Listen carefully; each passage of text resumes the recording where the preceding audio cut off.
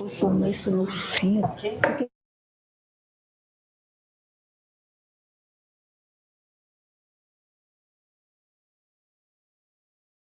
Amigas e amigos da palavra, reunimos-nos hoje para celebrar um livro que é, antes de tudo, um rito de reconciliação. Reconciliação entre razão e delírio, entre o logos e o canto, entre o pensamento que elucubra e a palavra que sonha. Poetas, filósofos e xamãs não é apenas uma obra de teoria, nem um ensaio sobre a linguagem. É um ato simbólico de cura. Cura das separações que o mundo moderno impôs entre o saber e o sentir, entre o pensar e o imaginar. Desde a primeira página, a autora nos convida a sentar à mesa com três figuras que raramente convivem em harmonia: o poeta, o filósofo e o xamã. O gesto de reuni-los é por si só um manifesto, porque em tempos de fragmentação e ruído, sentar à mesa da palavra é um gesto de resistência. Resistência à pressa, ao pragmatismo, à superficialidade que transformou a linguagem em instrumento e não mais a introdução.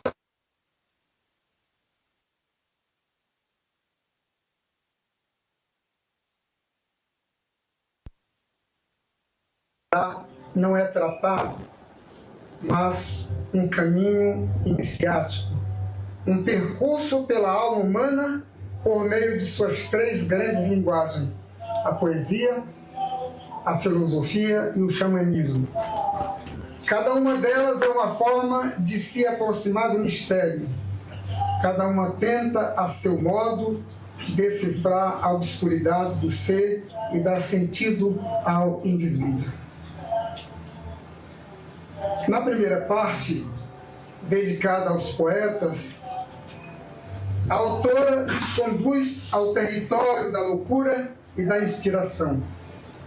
Aqui a palavra é fogo. O poeta é aquele que se deixa queimar pela palavra até tornar-se parte dela. Como médio do indizível, ele fala em nome de algo que o ultrapassa. E é nesse sentido que a autora recoloca a poesia em seu lugar sagrado, não como ornamento da linguagem, mas como revelação do ser, como epifania. Ela nos lembra que o poeta não serve para explicar o mundo, mas para escutá-lo. E essa escuta poética, feita de silêncio, vestigem e intuição, é o que retrata, é o que resta de humano em um mundo que se acostumou a falar demais e a escutar de menos. Na segunda parte, o livro se volta aos filósofos. E aqui o tom muda. O verbo se torna pedra. O pensamento busca estrutura. Mas, ao contrário do que se poderia imaginar, não há ruptura entre o poeta e o filósofo. Há apenas uma diferença de ritmo.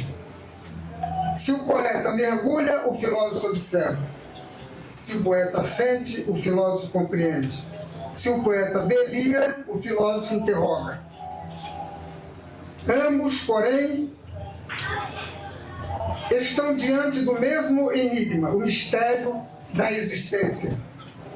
E a autora mostra com delicadeza e erudição que a razão filosófica e a intuição poética são dois modos complementares de se aproximar do real. A filosofia nasce do espanto, o mesmo espanto que alimenta a poesia, e talvez por isso ao longo da história, tantos filósofos foram também poetas e tantos poetas, sem o saber, foram filósofos. A terceira parte, dedicada aos xamãs, é talvez a mais surpreendente, porque aqui o livro abandona os salões do pensamento e adentra as florestas da alma. O xamã surge como guardião da palavra original, aquela que cura, aquela que não se diz, se canta e se escuta. Ele é o poeta das selvas, o filósofo das forças do invisível. A autora mostra que o xamanismo é uma forma ancestral de pensamento. Um pensamento que não separa corpo e espírito, palavra e gesto, cura e conhecimento. Enquanto o filósofo interroga o sentido da vida e o poeta canta sua beleza trágica, o xamã restaura o elo perdido entre o humano e o sagrado. E nessa restauração, ele nos lembra que toda palavra, quando verdadeira, é medicina. Ao reunir esses três mundos, o da arte, o da filosofia e o do rito, o livro propõe algo maior do que uma análise. Propõe uma síntese espiritual e estética. Ele nos devolve a ideia de que pensar e poetar são também formas de curar.